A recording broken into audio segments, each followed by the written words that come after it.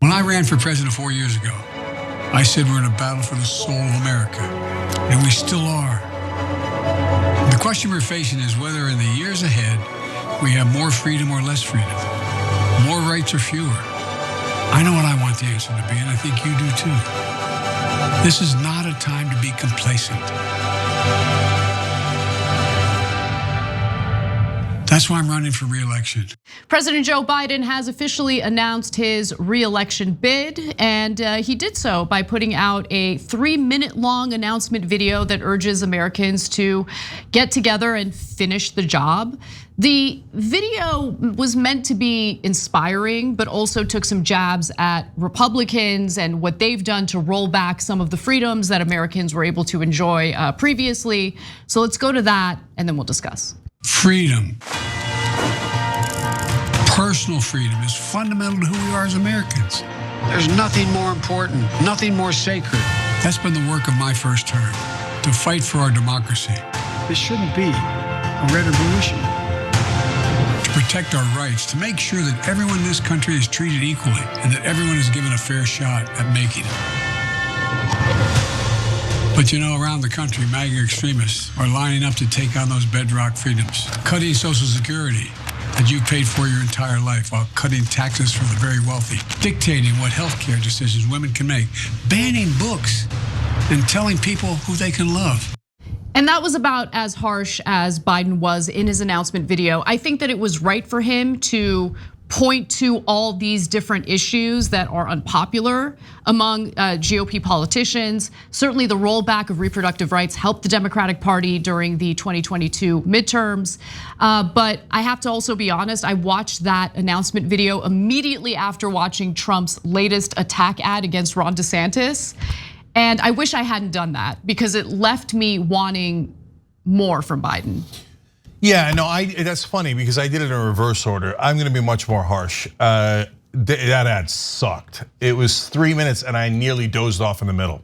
Like it felt like 3 hours. It was just platitude after platitude of I'm for freedom and America is great. There was a lot about individual freedom, which it's so interesting to hear the Democratic Party take on the jargon, the rhetoric that we typically would have heard from the Republican Party back in the day. Like this emphasis on individual freedom. No, I know why, because that Biden's whole career has been copying Republicans. That's all he ever does.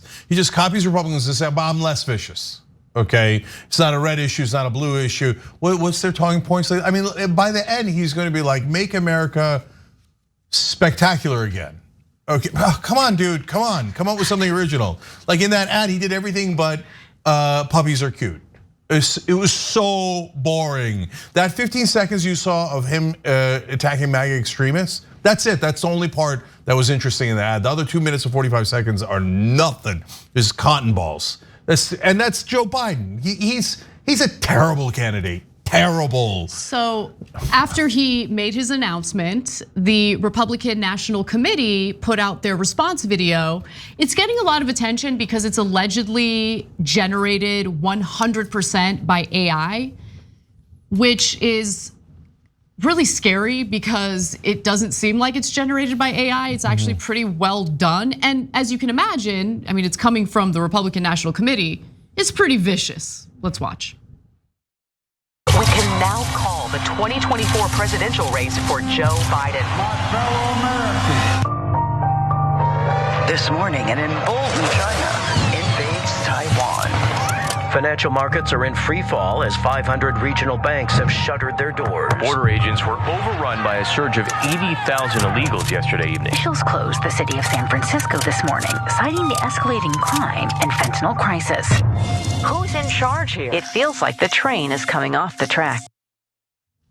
Now notice how that response video to Biden's re-election announcement talks about the future if Biden gets elected and didn't really attack Biden on the 4 years, or not the 4 years, but the amount of time he's been in office already, like what he has done in office already. I would venture to say that if they had things to attack him on, then they would have used that. Instead, they just made things up that could happen in the future if he gets reelected. No, that ad sucked.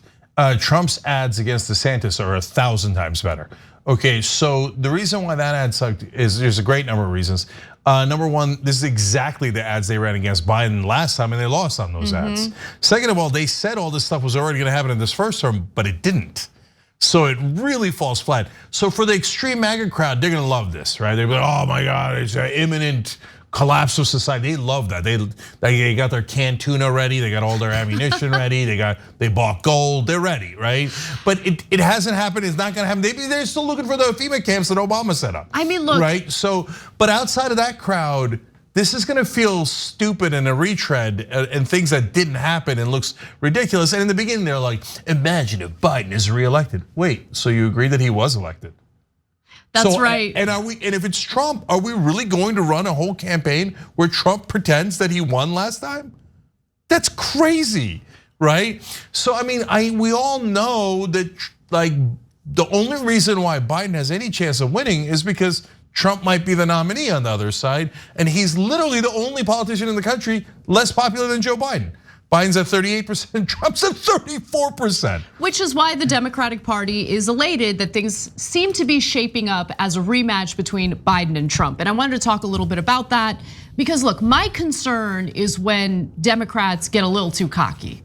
And it does appear to be the case here, similar 100%. To how they were in 2016. Don't take this situation for granted, don't underestimate your opponent.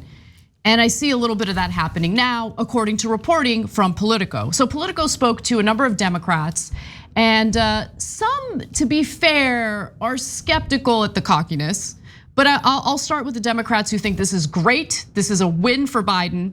Democrats aren't blind to his stubbornly low approval ratings, but they also know Trump's polarizing profile, including an indictment, his fixation on the 2020 election, and polarizing profile both within his own party and among independents could be their best matchup in 2024. So that's the general gist of how the establishment Democratic Party is feeling about this situation. Let's go to Debbie Stabenow, who of course is a Democratic senator. She's retiring, but Stabenow thinks this is the best possible outcome, meaning a matchup between Trump and Donald Trump and Joe Biden. Trump's obviously an extremely dangerous person who would be very dangerous for the country, but I'm confident that President Biden would beat him. Politically, for us, it's helpful if Trump is front and center. Broadly, she says, the public rejects him. So, look, I agree that this is ultimately gonna come down to the independent voters, and Trump does rub people the wrong way. But he is anti-establishment, which independent voters love. Also, Trump has shown that he is planning to go back to what made him so popular in 2016, which is this hyper focus on faux populism, faux economic populism. Yeah. He didn't do much of that in 2020. That's right, and he's talking nonstop about corruption. Now, it's self-serving and he's claiming that his arrests are corruption, but American people hate corruption and no other politicians allowed to talk about it because the Democratic Party, the Republican Party, and most importantly, corporate media will rip their face off if they mention the thing that we all know exists, which is massive corruption in Washington, right? The reporters will not let you report on that if their life's dependent on it. There's no way.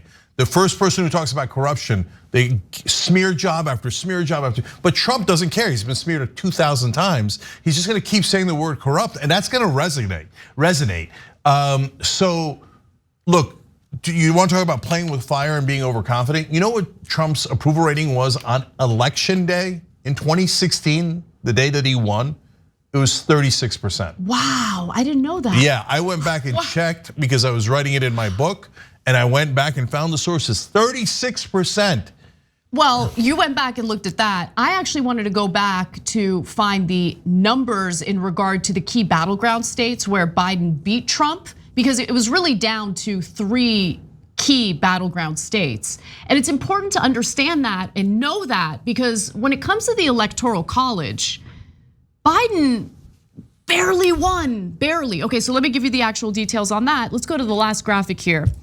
The tight races in the trio of states, and the trio includes Arizona, Georgia, and Wisconsin, had a big electoral impact. As NPR's Domenico Montanaro has put it, just 44,000 votes in Georgia, Arizona, and Wisconsin separated Biden and Trump from a tie in the Electoral College. Okay, so I give you that because those numbers are razor thin in these key battleground states in 2020. And Trump had the stink of the coronavirus pandemic on him. He did not campaign on the economic populism that he tapped into in 2016. He seems far more aware and willing to tap back into that for 2023. I'm just saying that I hope Democrats didn't learn all the wrong lessons from the midterm elections. I think that they've become a little overconfident after that. 100%. Right? I'll go way further. So when in political they say, oh, now the Democrats are not blind to Joe Biden's problems. No, they are. They're definitely blind to it. When you tell them that people that he polls at 38%, they're like, no, but he got a lot accomplished. First of all, that's not true. But even if it were true, it doesn't matter. What matters is, do people like him or don't they like him? Because we're about to go into a popularity contest called an election. So you know that, so Biden won by that razor thin margin because of younger voters. They showed up 11% more than they did in 2016. It made all of the difference. It's the only reason Biden won. You know what Biden's popularity is among younger voters now? Now remember, younger voters are very progressive, and Joe Biden is apparently the second coming of FDR according to Democrats, right? He's polling at 25% among young voters. He's got to be at like 75% among young voters. He's at 25%. It's not like that they like Trump, but they really have no interest in Joe Biden. Another thing to keep in mind though is, remember, the DNC is intentionally suppressing primary challengers by refusing to hold any primary debates. And when you look at how young people on TikTok feel toward Marianne Williamson, I think the DNC is actually hurting Biden by making it clear that they're trying to suppress primary challengers like Marianne Williamson, who seems to be popular with young voters. By the way, so we're equal opportunity truth tellers. Trump pulled a bitch move today, and he's like, I'm not gonna debate. Okay, which is so stupid. That's so dumb. Stupid. Are you kidding me? Trump, you'd rip DeSantis's face off in a debate. But okay, good, don't debate, whatever, okay? I don't want Trump to, and I hate Trump. So I'm honest about our opinions. But I'm telling, and number one reason I'm worried about Biden is because I think he's gonna lose, right? But whenever you say it on TV or in the press at all, the swarm of locusts of DNC consultants attack, and they're like, hey, Biden's the only one who could win. You guys, you're playing with fire. You're playing with all of our lives. You're playing with democracy. He won at 36% last time around. He could easily be at 36% and win this time around. You guys almost blew it the last time. You definitely blew it the time before. It's the same clowns. And now we're gonna have two guys that are above 76 years old. They're both going to be hiding in their basements, right? Neither one is gonna debate. This is the worst election ever. No one wants either one of the candidates. Our democracy is in shambles. And they forced literally the two most unpopular politicians in the country as our only two choices. It's disgusting. Thanks for watching The Young Turks, really appreciate it. Another way to show support is through YouTube memberships. You'll get to interact with us more. There's live chat emojis, badges. You've got emojis of me, Anna, John, JR. So those are super fun. But you also get playback of our exclusive member-only shows and specials right after they air. So all of that, all you gotta do is click that join button right underneath the video. Thank you.